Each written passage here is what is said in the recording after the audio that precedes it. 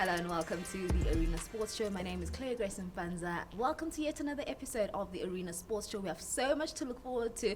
I'm absolutely excited. I feel like a young kid that is, of course, at a young candy shop. So much to talk about. We'll be talking all things Formula One. A lot has been happening, but not only that, motorsport in South Africa as well, because there's something to look forward to this weekend. Not only that, there's, of course, a lot of football that we can also talk about. The MTN8 Final is upon us. And before we get into all goodie of that, my favorite influencer, Mahlatse Mphahlele, is finally back from where he jetted from, and he's come back with the flu once again. Hey. You should just stay at home, Mahlatse Mphahlele. This winter must just go. I can straight, but I'm okay. It's good to be back, you know. I guess you're watching the MTN final from your couch at home. Yeah, I think let me stay home for this weekend. Please. Then we'll hit the streets again next week. Joining us as well is Motozar TV founder Lufefe Mayekiso, who will, of course, be talking to us about all things motorsport. Fluff, how you doing? Good, thank you. How are you? I'm fantastic. Thank you for joining us. A lot's been happening in your space, which we'll talk about in just a bit, yeah? Fair day. Fede. Okay, that's an interesting one. Okay. I know, right? Street cred? Street cred, verified. All right, a lot's been happening. Let's start by finding out, of course, your top stories in the world of sports.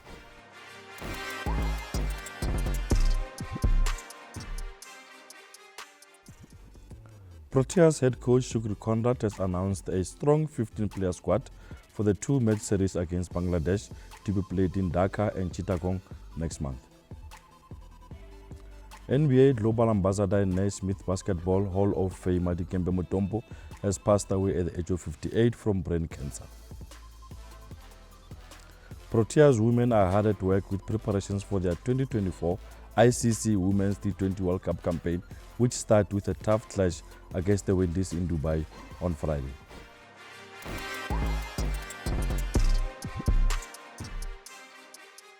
With so much happening in the world of sport, it makes it so difficult to choose athletes that have impressed us in the past few days. Influencer, we'll start with you. Who's your star of the week? Elizabeth. Elizabeth, we love him. Yeah, I think playing 128 test matches for your country. At an iconic stadium, thank you very much. Yeah, well, in Nelspruit, you get that right. Yeah, I think it's a massive achievement. I think the record that is broken now, it will take some doing for somebody to come along and break it. Yeah. A good ambassador for the country, a two-time World Cup winner, yeah, and definitely an inspiration to young kids out there. So yeah, my star of the week is Elizabeth. We definitely do love Elizabeth. Lufefe, what about you? Who's impressed you? Morgan Rogers from Aston Villa. What a player. Definitely stellar performance there, and because of time. It's Arsenal and all these things. You just go for Aston Villa. Listen, sometimes you need to move away from the big teams, okay? Yeah. I've chosen Cole Palmer as my star of the week. I mean, oh my goodness, what class is this young man? I mean, from last season, 22 goals and scoring, of course, that he scored, and then 11 assists that he recorded. And then now, the first player to record 4 goals in the first half, of course, before going into halftime. So absolutely impeccable from Palmer, making sure that he continues the form. So much to look forward to for him this season. And as a Chelsea fan, hey, listen, I'm smiling all the way now. So it's great to be a Chelsea fan once again. Happy for you. No, thank you. I've been going through a lot this past few days. Yeah. So it's great to smile again. But we move over to talk all things motorsport. Influencer, a lot is happening in terms of motorsport in the country as well. Yeah, for me, I think the interesting part is to find out from the expert here, what are we expecting in the Red Bull show run this weekend? All right. Thank you for the opportunity. The F1 show run is basically a demonstration which serves as a teaser for what Formula One is about. It happens in the countries that don't have a Formula One race currently. So David Coulthard, he was the first Red Bull driver to be signed. Red Bull is the headliner because it's the Red Bull F1 show run. So he will be driving it through the streets of Sandton. And we can hear it's the RB7, which is the 2011 Drivers and Constructors Championship winning car driven by Sebastian Vettel and Mark Webber. Can you work your magic there to put me in the car with Coulthard? It's a single seater, unfortunately. you can bring him water. maybe I'll do a typical South African thing and say, yup. And show him around the street of Sunset, you know? Yeah, no, we could only hope. But I mean, Lufefe, you look into, of course, then South Africans are also so hungry for Formula One in the country. Talk to us about, motorsport and what you've seen in the country and the development, really, when you look into wholesomely at the different sporting codes within motorsports. Well, to be honest, before I got into the motorsport space, I didn't know there was so much activity in motorsports in the country.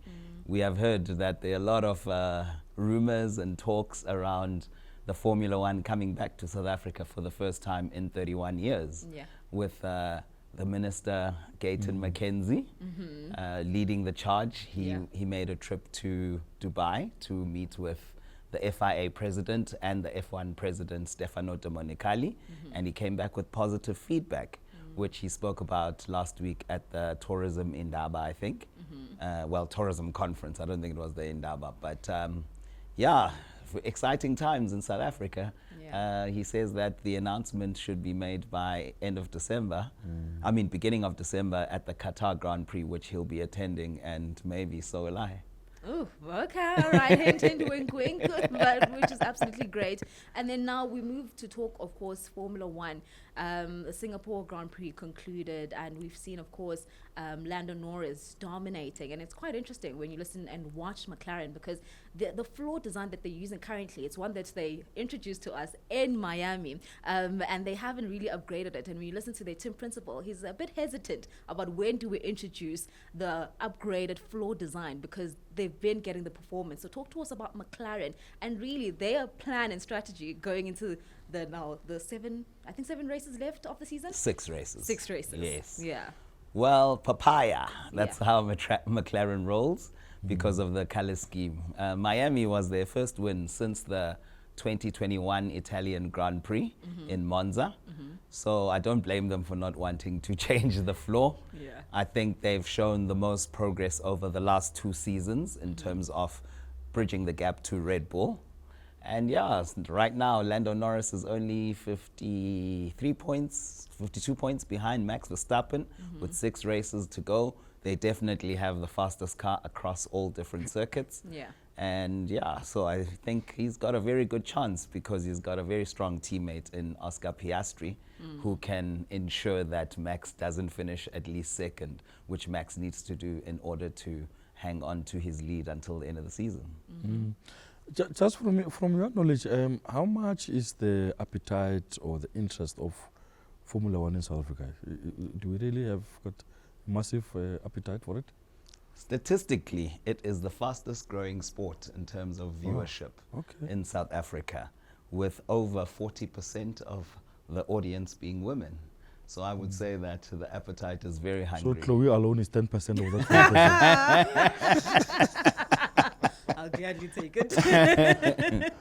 I know Clauiee, she knows the F1. We met at Kailami 2020 during COVID, and I was astonished. 9 out of the 10 times the Star of the Week is Formula One something. At least Cole Palmer scored 4 goals.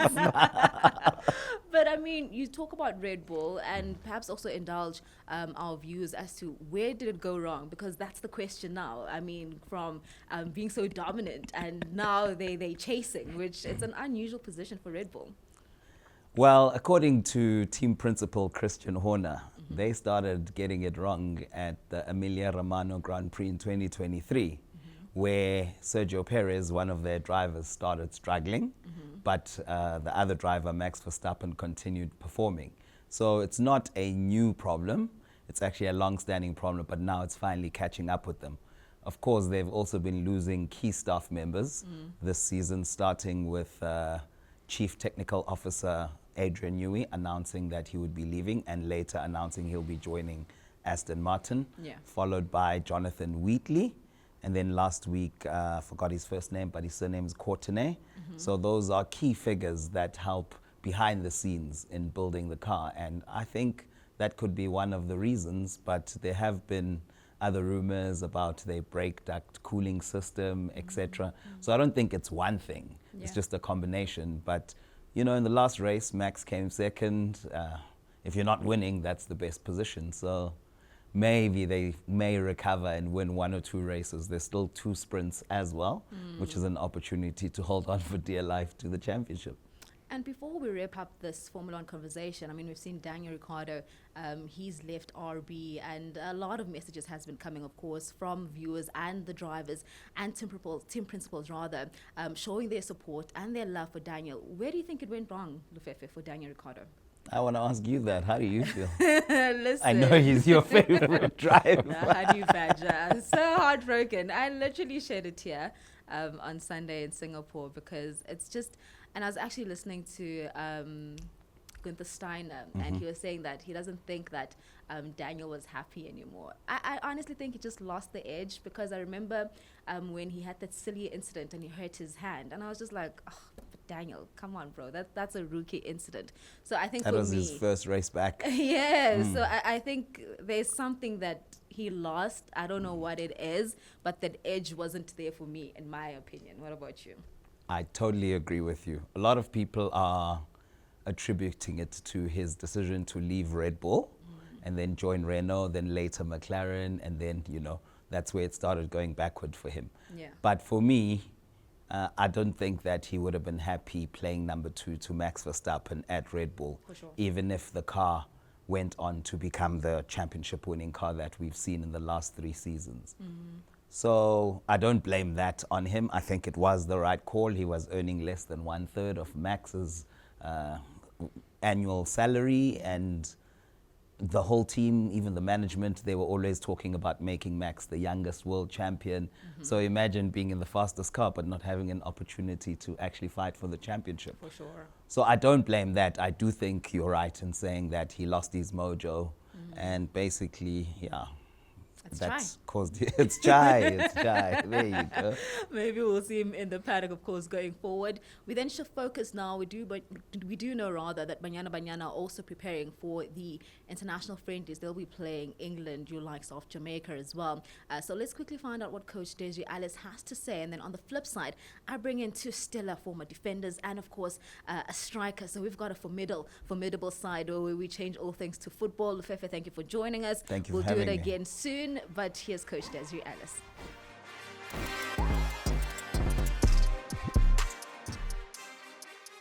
We're really grateful and thankful to Safa and Cecil. I think it shows that they really want to give us the opportunity to prepare players, and the best place is to test yourself against the best in the world. You know, yes, we're playing the African Championships, but you want to test yourselves against different type of players. We're also going from practically, let's say, almost summer into winter.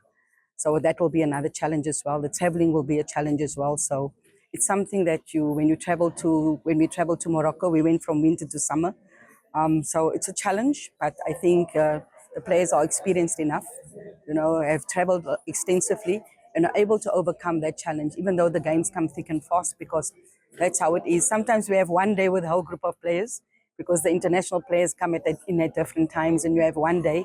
But because the players have played with and against each other, I think it's easy where we can just put a plan in place and, you know, put it out there, because we will already be in contact.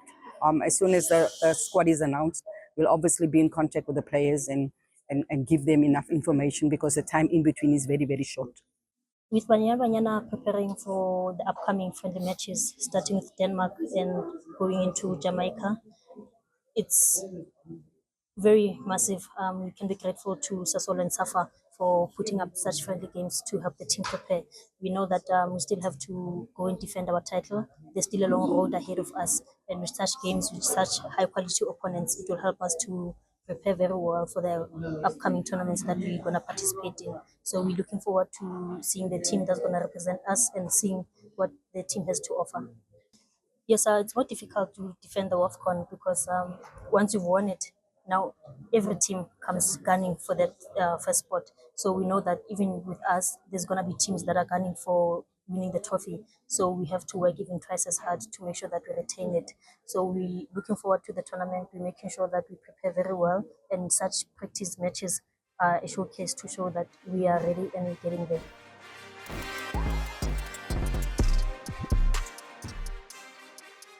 Well, great hearing from Coach Desiree Ellis. We now shift focus to talk all things South African football in terms of domestic cup. MTN8 is upon us, the final that will be happening in Moses Mabhida Stadium.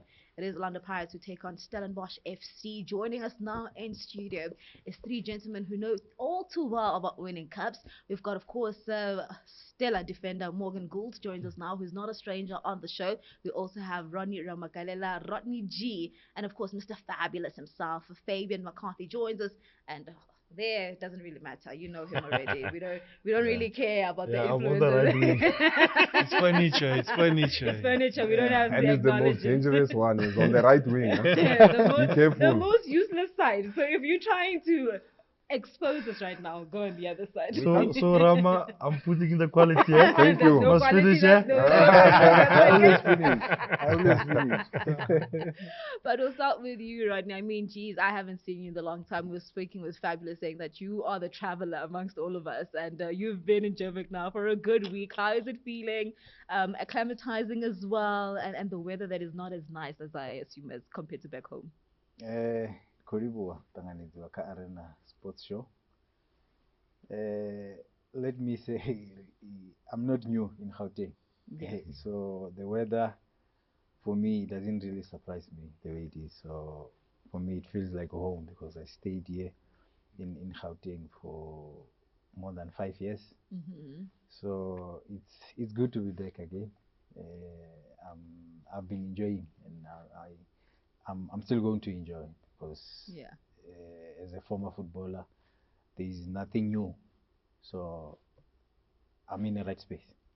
I like that you mentioned the part of being a former footballer, because I think that's the most interesting part about footballers, when they have to call it quits. It's never the right time. It's either us saying no, we think it's time, or they think it's time. It's always a battle. I'm not going to talk to you because I've spoken to you about it, but Fabulous.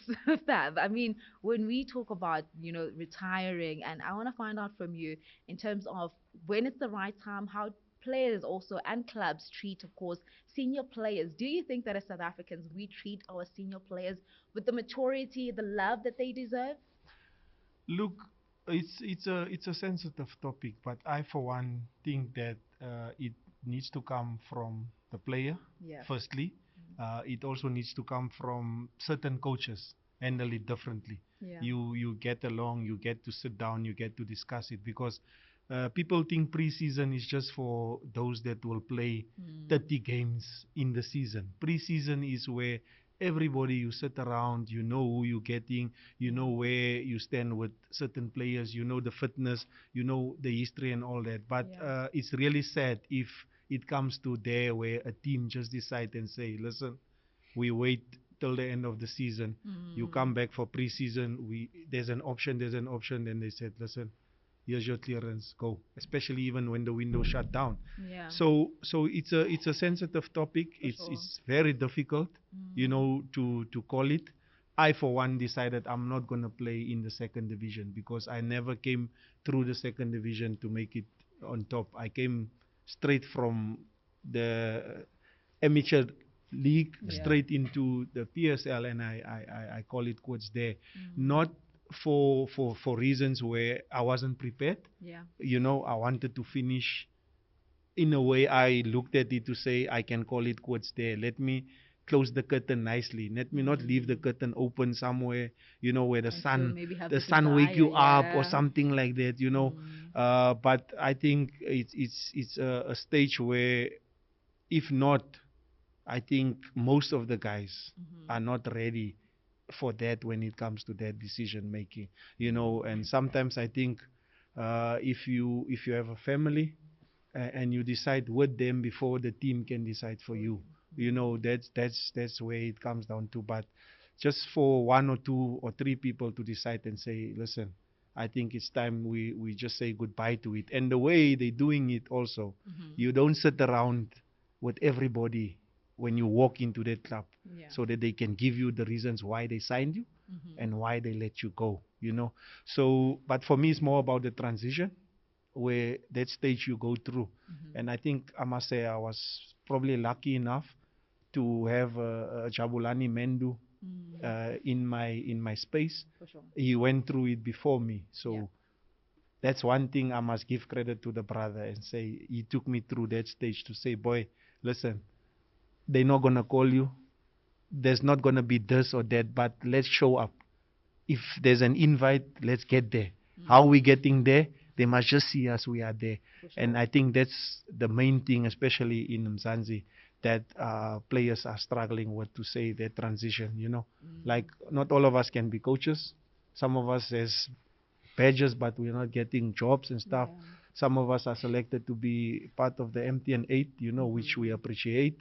We're grateful for it. Now, hey? You You know, guys are talking every day. you know, so Yeah. so you know, that is a story for me. I think it's a time where I don't think players will always say I'm ready to retire. No. I fully agree. May- Influencer. Maybe just to add also to all the gentlemen, what makes it so difficult? I mean, I know when you are playing at the top, most of the stuffs get done for you. You just have to pitch and go and play, coaches do stuff, the office. Maybe that thing of not knowing largely how to do things for yourself at home, partners, wives, do other things at the club. What makes it difficult for players when they retire to sort of take the bull by the horns and start doing things for yourself? Look, it boils down to, it depends how long your career was. You have someone always planning for you, and you have to follow a routine.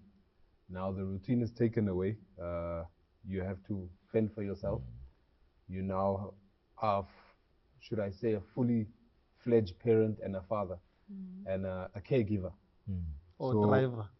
Yeah, Driver, drop off, pick up. for yeah. sure. So now you are in touch with the real world, because now the real world starts, and you get a shock of your life to say, actually, my partner, my wife, my girlfriend, my parents have been doing this for me all along.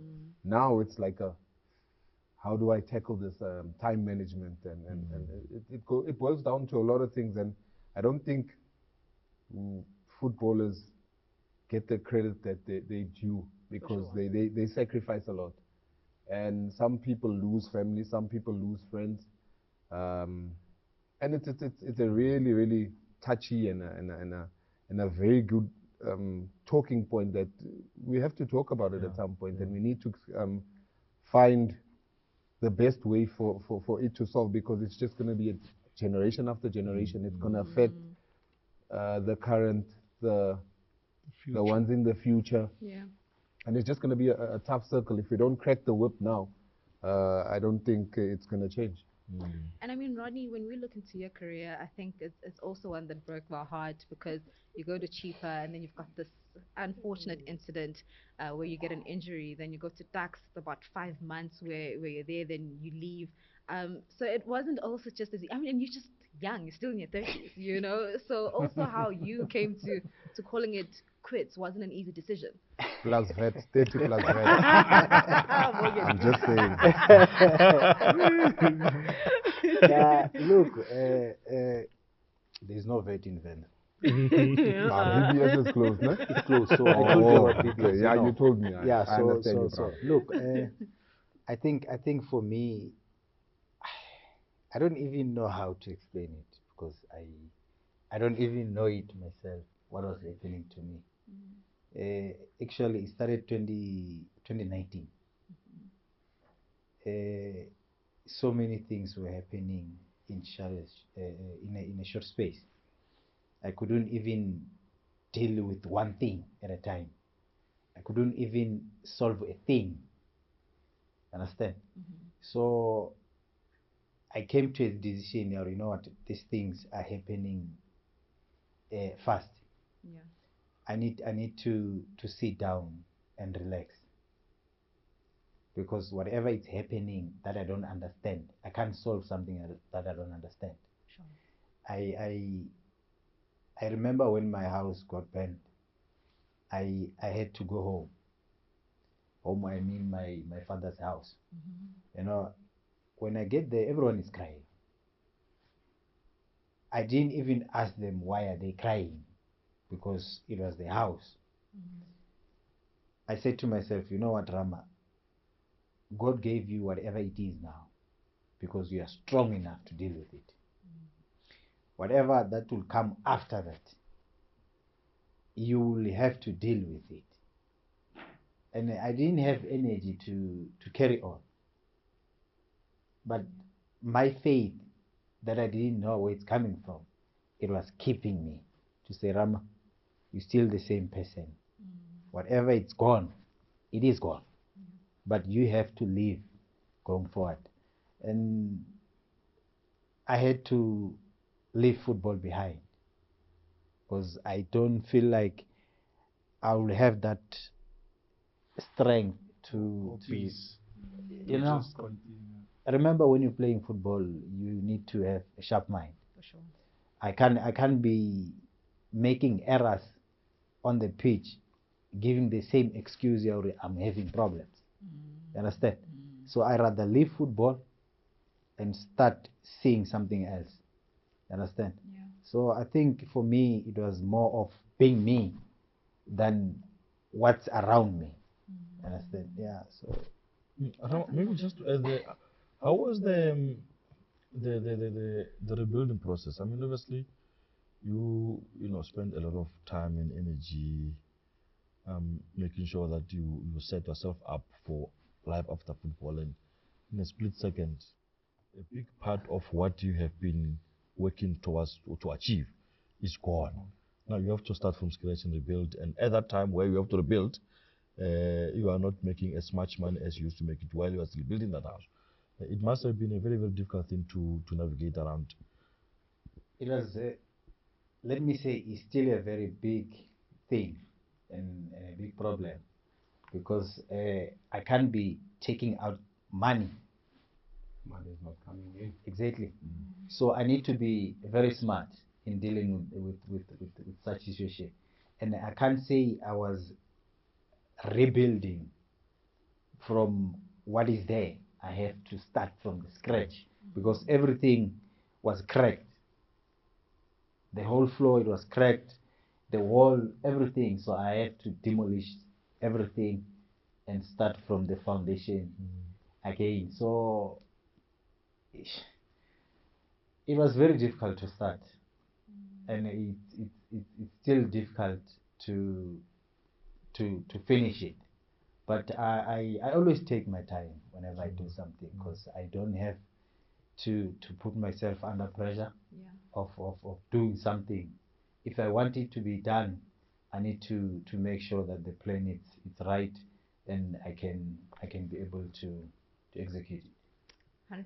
MG, you want to quickly answer that? I want to just add on to that. I think what he also did indirectly, he dealt with his mental health, and for him, and he knows I used to speak to him a lot about his late dad. I'm a person that asks questions off the field. He knows that, and for him doing that, it takes a lot. He's even saying he's still building now.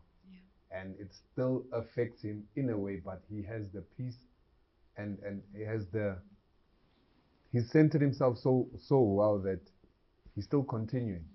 He's not griping and saying, but this is wrong, that is wrong. He's taking his time, and to him in his heart, fulfilling his heart is the most important thing, and it will, obviously the mind will follow. So credit must go to him, and unfortunate he had to go through it, but I think God only chooses the strongest people to give the biggest battles. For every mess, there's a message. 100%, and I'm glad that you touched on the mental aspect because that's what I really want to also to follow up on. Football, we do know that it takes so much out of you. As much as, yes, it gives to you, but there's also so much sacrifices that you have to give towards the game. Mental aspects. You guys are also fathers, of course. We do know that your kids also love the game, and I'm sure that's also not an easy thing where you know the pain, the sacrifices that you have to go through.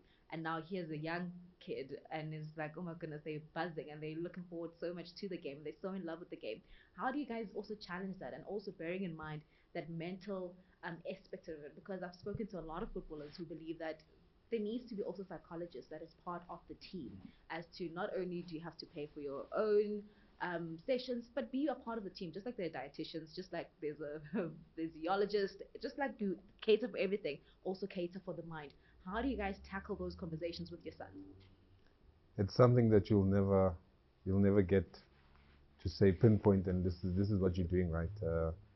Unfortunately, we're doing it off the cuff, and in my case, I probably give him the worst case scenario, and I say to him, look at how I went through my life, and look at the situations I've been through. And I have this conversation with my kids because not a lot of people know. Every time my kids were born, there's a major tournament that happens. For me, it was a blessing in disguise. I could see my son, like obviously being given birth to. So I wouldn't change it for the world. Yeah. However, it's up to them. You can just lay the platform. Whether they want to be ballerina dancers, it's all the same things. It's disappointment. It's how you need to deal with it mentally, because sports in South Africa, not many sporting codes give you like from club level, and credit must go to teams like Stellenbosch. They have that in their structures.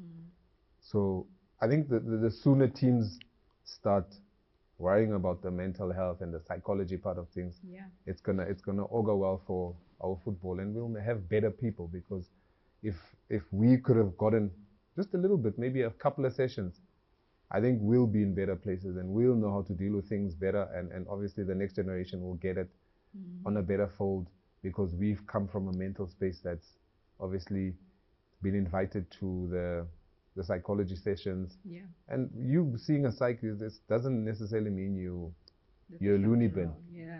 It's just dealing with situations, because there's high pressure, there's a lot of things that you go through, and individually you need to also up your ante, and every time when you get onto that field, you need to forget about everything and just put in the work, because at the end of the day, they employ you to do the job.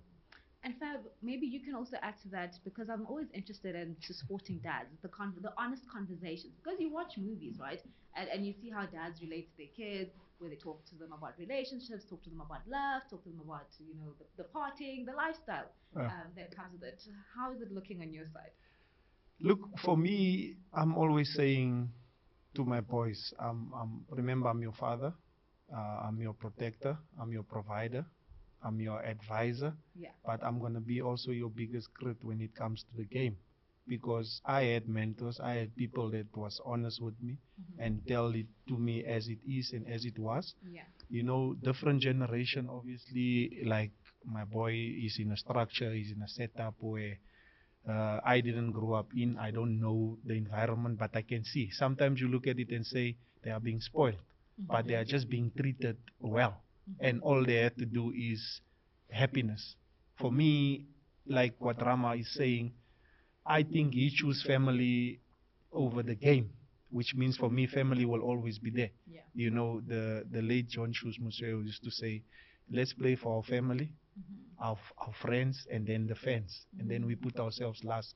So for me, this thing is, like Morg is saying, it's challenging, it's tough, it's difficult. We have shoes, they have to fill those shoes and stuff. But I'm saying to them, do you, stay in your lane, be you, and do what you do best, because I don't know, but my son is better than me at that age. I mean, he plays at World Cup stadiums, he plays on television when he was 18 years, 17 years. I only get to see that when I was 21, when I was already professional. So all these things are building you and stuff. Obviously, you need that extra help outside of the house, where the mother gives that, or the granny or the parents. You need to go outside and look for that help. And I mean, this day and age, it's not about you living in that hood or in that street. Everybody can advise you from where we're coming from. It's difficult, it's challenging, and I think social media, social media is actually a big thing. And I'm saying, the conversation or this is going actually very deep from where I'm sitting and stuff. And I feel like we are here for MTN8 Wafa. But you know what? It's good that it's bringing us to that point, so that we can at least overcome this and give advice to these kids or so. But I must say, they are very talented. There's a lot of boys that don't have what our kids have, and I always say, you need to appreciate what you have, because there's others out there that are waiting to get this thing.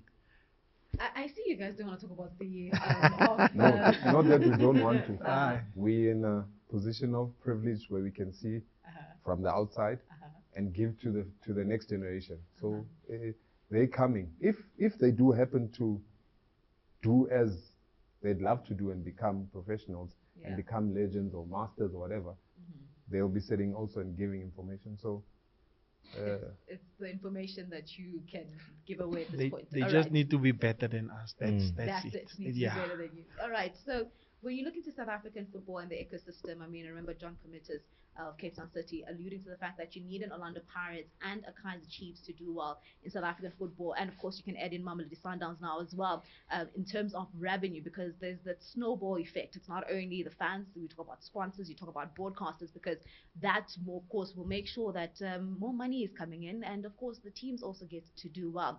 So, Rodney, when you look into currently South African football and with what John has said, I mean, we're seeing fans showing up at the stadiums again. We're seeing sold out affairs.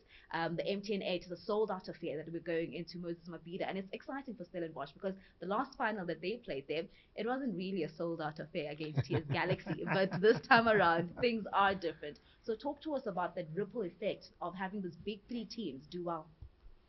I think it's not a secret that when Kaizer Chiefs plays well, the country is happy. Everyone goes to the stadium. So, look. What just happened a few days ago? Sundowns and Kaizer Chiefs.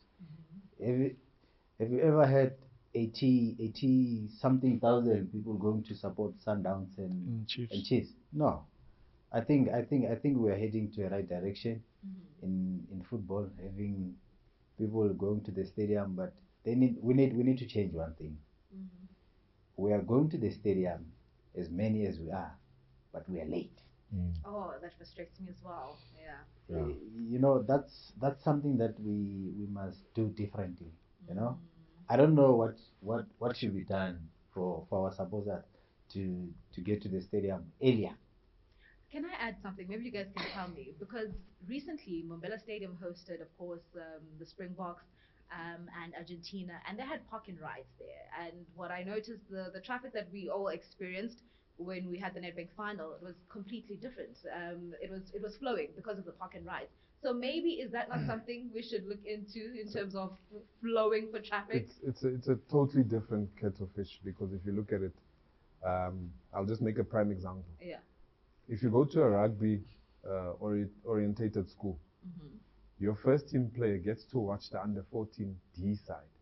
So he gets there early. Yeah. His family drops him off early. So it's a culture thing where everything is done early, prior to when the first team starts playing, everybody's there.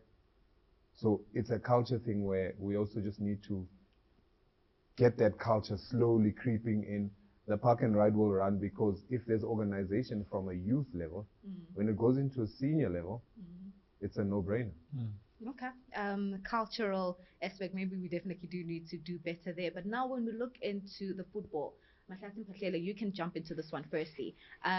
Every player wants to play a final. We all know that. And you want to be selected. So when you're training that week or ahead of a final, listen, you're putting extra effort, no extra injuries runs. at training through the week. No, you can't be getting injured at all. So I want to find out from a journalistic perspective, because I'm sure that as well, journalists want to cover it. They want to travel down to Moses Mabhida to ensure that they also capture and, of course, write articles or however they want to, of course, make sure that they work in the final. How is that in your space?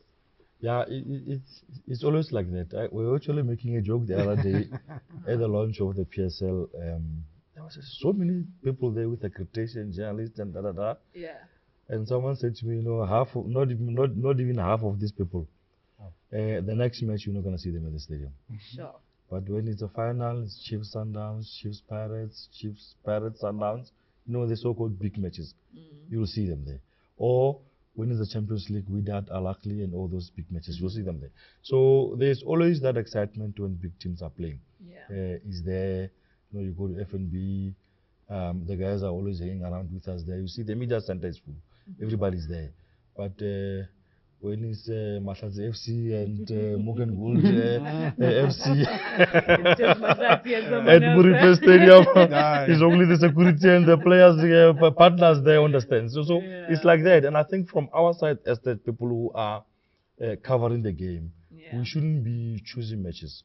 I must go to a so-called small match to go watch, because that's where the problem comes, where you find out that some of the journalists don't actually know the players, because they don't go and watch. You may see a player, I don't want to mention a name, but as a so-called small team who is doing very well. You don't know that player because you don't go watch. You only go watch Chiefs, Pirates and Sundowns.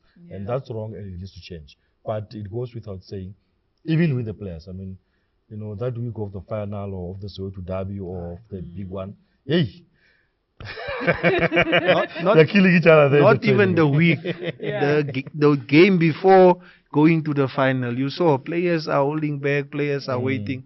You want to play the final, and I mean MTN8 Final. This year it's even special. It's 10 million sold out within 4 hours. 4 hours. That's very, very good. It's 10 million for the winning team. It's bonus for the players. It's a first medal for some of them. There are those that we're gonna see coming up, lifting both hands to say, I'm here. We didn't do it by chance to get to the final. I mean, I hope the game was even Friday, so that we can just stay the whole weekend in Durban. And Fabi, you can see also even this one. I see the Bafana coach is delaying naming the squad for next week. Maybe he wants to have the last look there. If you do well there, you are a Pirates or Stellenbosch player. If he doesn't name the squad before then, you might find yourself in the Bafana team if you play well. So it's very, very important. It's an occasion. All the eyes will be there. The Springboks are done now. Everybody's coming back to football. So it's an occasion where these boys that are going to be playing on Saturday need to take it seriously. Give us a good show, and we never know. Maybe we may end up with the national team. So when you look into Stellenbosch, I mean, you not only have to look into their CAF Interclub competition where they played Vita. They did so well, bearing in mind that Vita, of course, have won the CAF Champions League before, the Confederation Cup as well, and they won their league about 13 times. So Stellenbosch are also in a good run, Morgan, because you're not only looking into the league, and of course, the fact that they beat Mamelodi Sundowns twice and did not concede a goal is something that can't be unlooked for Stellenbosch. What can we expect from Stellies against the Orlando Pirates? I don't want to give you the history and the 5-year plan of Stellenbosch, but look, as you rightfully said, in the past 2 years they've been on the up and up. Same like Pirates, if you look at it. And these are two of the best teams in the country right now of current form, how they got there. So just, it's... I thought Kaiser Chiefs would. I mean, they got the Dockers right now. Look, you said it, and I think Rama said it. If Chiefs plays well, petrol drops, this and that. But let's focus on the thing at hand. Stellenbosch is definitely a powerhouse. They don't get as much credit, and I share the same sentiments. They don't get the credit. They've sold so many players. They've introduced new players. The system still stays the same. It goes to show that what they're doing at rugby has been actually a mirror image of what Stellenbosch is doing. For sure. And also just to add there, Mogi, one of the most important things about Stellenbosch is the technical team. Coach Steve Barker is a proper football man, and you can see he improves players. He spends a lot of time working on those players, and we spoke to him at the recent course, the CAF license course that we're doing here. We're speaking about how much they've learned, the issues and the topics that we discussed at that course, and they've done very well with this young group of players, and also to the management. They keep on losing players, and they don't have the big budgets to go by, regardless of the fact that the team is owned by wealthy people. But they go to DDC, plug 1 or 2, and then they replace. Most of our teams, the problem is that when they lose players, they don't have ready-made younger players who are ready to replace the established guys. And it's a model that most of our teams must use. If we have that kind of systems in most of the teams, our league can even be more competitive. It definitely could be. And then as a striker, I mean, Ramaji, you look at Ihlohonolo Mujela currently at Stellies, who's doing so well. I mean, he possesses so much energy, and his pressing is also just as good. And not only is he scoring goals, but I mean, you look at the other elements that he has as a baller. What have you made of him and the threat really that he poses against the Orlando Pirates? He reminds me of myself. Yeah. I love that. Swafa Wafa boy, yeah. You need to give him that so that he can bring that goals on Saturday. I like him so much. I Yeah. think his work rate, it's something that is out of this world. And he always makes sure that he's in a good position Yes. to be able to pounce in any ball that comes inside the box. Not forgetting how he breaks the line whenever Stellenbosch are having a counter-attack. And that's something that they do it very effectively going forward. It's something that Mujela is playing a big part in it. When he's not in the team or playing in the starting 11, you see how Stellenbosch plays. But when he's in, you see that pressure, you see the firepower. You know, I like the boy, and I wish he can be on the scoring sheet on Saturday. How many goals? This is gonna be a very tight game. No, man, we want goals for Really? charity, We man. need goals. We want goals for charity, man. Unfortunately, I He can't must be, score 2. I can't be biased. Yeah, 2. We have not been getting goals from the start of the tournament. I can't start now and saying we're gonna have 2 goals from Mujela, but he will score. He will score. All right. Fab, I mean, you played in the defense line. Now you look into Orlando Pirates defense line.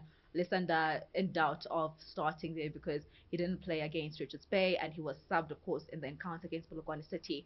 Well, along, of course, side Saleng because of that injury that Jose Rivera mentions. So now when you look into that back line of Orlando Pirates and what it poses with an Lysander without, how then can they also make sure that they are stable against a strong, steady side? Look, I think obviously maybe he's a type of defender which from my analysis is very quiet.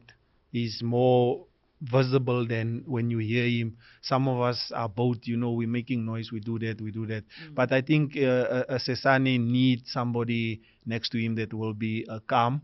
I think Kochi is fine, but I think Nda will make it to the final. He's been the captain throughout the start of the competition, and obviously on the side they have to now replace Van Rooyen because remember he's captain, so he can't play. How are they gonna adjust to that? In obviously Cheney in goals, that's gonna be key for Orlando Pirates because you talk of Mujela. In the lower division, I used to call him Kante, Angola Kante, because you see him defending for his team. You see him when they score, he's there in the box. So, but the front three of Stellies, I think, just the movement and how they find each other when they have the ball. It's for Pirates to either say, are we staying? Are we holding the line? Are we defending compact? I think it's for the defenders that hasn't been playing to raise their hands and say, Coach, let us find a way to stop that Stellies train because I just need goals for charity. I don't know who's going to score. You don't care about anything else, Fab. 3 goals for me would be a good prediction for the final. We're on 260,000 now for charities, goals for charity, 13 goals. I see us going past the 300K mark come Saturday evening. Call Moses Mabhida. Excuse me, Fabi. You are right. I think the tricky part for Pirates coach Jose Rivera will be the right back situation. That position has been a very, very sticking point for Pirates for a very, very long time. When Ryan comes through, he does very well. I think he's a solution for them, but it's a problem for this match. And that's an area where Stellenbosch may want to exploit. Because if you say, for example, you bring a player like Monyani, who hasn't been playing for the last few matches, he's experienced, but not coming from the stands and being put in a high pressure match like this may be a problem. Then that issue, it can be a problem for them. I don't think it's mind games. The guy has not been well for the last while. How they replace him, Sasani is still a little bit inexperienced.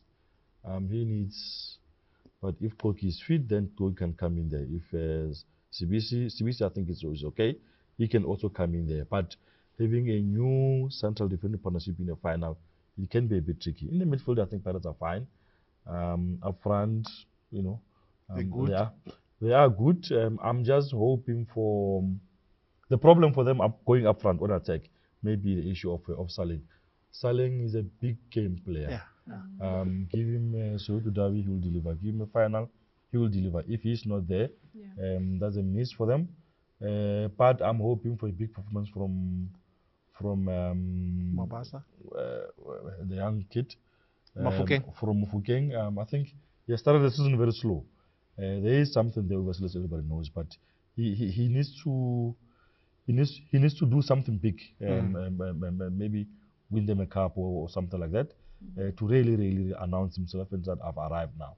I'm a big player for Pirates, but they should be fine. But the pressure is on them because because they are Pirates. Stellenbosch comes as underdogs.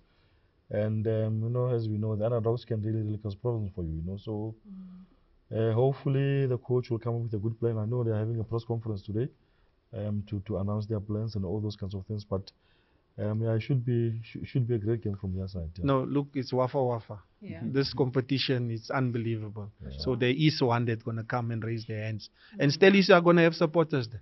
The others, listen. they're supporting Stellies. The others, those, we are there. Those yellow ones. We are there. Look, But MG, I think a lot has been said, and I just want to add on to what the guys have said. From a defender's point of view, yes, Van Rooyen's not there. Thabiso's been there. Sisane is there. Then Da and the Van Rooyen. Now you are fiddling with your foundation, and now it's not going to give comfortability for the midfielders, because now they know I no longer have just this role to play, to link up. I now need to cover, because I like the boy Sisane. However, he's been questioned. I watched the game the other day. He's been questioned, and very good youngster. I like what he's doing. He has a great future, but he needs to go through these tests. These are the tests that will make him stronger. And what he's shown, he's got class. Saleng, on the other hand, Before you go to Saleng, MG, what did you make of then Sisane's tackle in that Richards Bay encounter where it almost looked like I can't say much. I'm a defender. I've done worse than that. So you supported it, you say red. Look, I don't want to be a critic to They say the ref forgot the yellow card at the hotel. Please, you can't leave your equipment. Look, I'd like to look past that, because he's learning. Part of the learning lesson. For you to learn, you need to go through it. And anybody can say, but no, it's done, it's gone, it didn't happen. He needs to learn from that situation. As I was saying, Saleng, top class. Saleng is a BMT of note, and no one is singing his praises. Everybody's going on with their movements their day, but Saleng will bring so much fire to this game that on the other side, Stellenbosch, the pairing at the back, I don't know. I don't see a team as strong as them. They are at the back. They are balanced. They are working as a unit. And the midfielders are just complementing them, because they do their business. And then obviously you have the new Ramaji. Just delivering. All he does is just delivers. And it's going to be a spectacle. It really is. And I mean, when you speak spectacle, then I think a lot of Pirates fans will also then think about Kabelo Dlamini, who we saw score a spectacle in the league. Now, going into this game, does this warrant him a start? Because he's been coming off the bench for a while. Or do you still keep him on the bench? No, that's it's a touchy situation when it comes to Kabelo Dlamini. The kid is class. He delivers unruthlessly, so he doesn't want the shine, he doesn't want the praise. He goes about his business, and they're not watching him. He might just sneak in somewhere somehow through the back door at the national team, because of late, if you follow his games, he's been the difference. Himself, Saleng, Van Rooyen is knocking on the door saying, hey, look at me. For sure. However, as it stands, is not going to be available. But those are the type of things you want to see in a final. And this is going to be a spectacle of note where I don't even want to take my eyes off that game, because it's going to be a humdinger. It really is. One of the things from a Paris perspective, it may be a surprise element. If I were the Paris coach, I can fiddle a little bit, show bravery, put Maswanganye on the bench and start with Lamini. Maswanganye has dropped a little bit in terms of Plateaued. I think he's plateaued. I Yeah. don't think he's dropped it. I think he's got yeah, up maybe and he he's just need to plateaued. go a little bit higher. And in a big match like this, that may weigh him down a little bit. Maybe talk to him on a one-on-one, explain why you're not starting with him so that he mustn't be agitated. Make him to understand and make the teammates to understand. Handle it with care, because it's a crowd favorite, and these things, if you don't do them well, they may create a problem among the team. And give Lamini a chance to start. Every time he has come on, has made a huge impact in that team. And maybe he deserves to start in the final and see what he can do. If things doesn't go well, bring Maswanganye. Also, the fact that he's coming on the bench may come with the fire to spare the team on and take them to another level. Maybe that's one thing that the Pirates coach may consider wanting to do. It could be a winner for them, actually. Also, I feel the same way, where Pat has been whoopsie for the past few games. Yes, there's talk. I think this is also a time where a senior player or a legend of Orlando Pirates needs to say, "Come on, boy." Yes. That's where you have the interlink, where overseas it happens a lot. Senior players speak to, or the legends speak to the current players and say, "You know what? Put your hand around him." And he looks like a player that you need to put your hand around him, because he comes out as a crowd favorite. And that could be a plus for them, where you could start him on the bench, as you say, and then when the game is at 0-0, the crowd starts coming into play. Tito, you know, that ambulance, what's a Tembisa or something? What do they call it? Ambulance. Tito, ambulance. I don't think he would have been calling himself the ambulance if Fabian was there. He'd be in the ambulance. But anyway, a topic for another day, where it's a good one, and how the coach he's got a headache. Steve Barker on the other side, those boys of his are going to be relentless. And I can tell you now that they will run hard, they'll play hard, and they'll want it more, because it's either, on the one hand, it's going to be 3 trophies for the Orlando Pirates, it's going to be a second trophy, or the first MTN for Stellenbosch. So you see, we are in for something mouth-watering. I was a little bit. I watched the Stellenbosch at the weekend, and I think is that thing of, you know, players maybe already in a final. No. It is there. It didn't play well. No, it is there. Right? It's wafa. It's 10 million. It's money for everybody. Christmas, holiday, vacation, bonus, No, I think I fully agree. But Rodney, what I want you to also touch on, I mean, the goalkeeping as well, because that's a factor that we also need to place on the table, because keepers are also quite influential in the game. You've got Chaina on the other side, you've got Sage on the other side. So talk to us about the keepers and what they bring for both sides. I'll start with Chaina. I think the boy has been doing well for quite some time now, and he's the one that starts most of the attack at the back. He builds very well, and he makes sure that he initiates the play on how Pirates have to open up. That's why you see Bo talent, but being able to go and fetch the ball. That's something that we never had in the past. We had goalkeepers that put the ball and then they kick it forward and then we run. And Ramagalela needs to run for it. Not as you. There's something that believe me, you are not gonna find it. That's something that I must give credit to the goalkeeper coaches. Having China doing so well, not forgetting Sage Steven on the other side. I think he He's a top class goalkeeper, believe me. And that's the reason Stellenbosch having been considered so many goals. And that's something that can make Stellenbosch win this cup. You understand? Yeah. So for me, I think the goalkeeper coaches in Stellenbosch and Paris, they have done a good job. I completely agree. Influencer officiating has been a big talking point in South African football, where we've got our sports minister as well saying that we need VAR. It's about time we bring VAR. Floyd Shivambu is also a politician.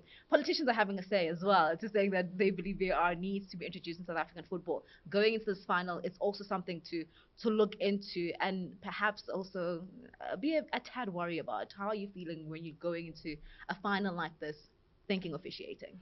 Well, I mean, even though after the clarifications were made last night on various TV shows by former referees, obviously the outcry was from the Sundowns Chiefs match, where Lucas Ribeiro's goal was in question. Chiefs late equalizer was in question. The laws of the games were clarified; those were perfectly good goals.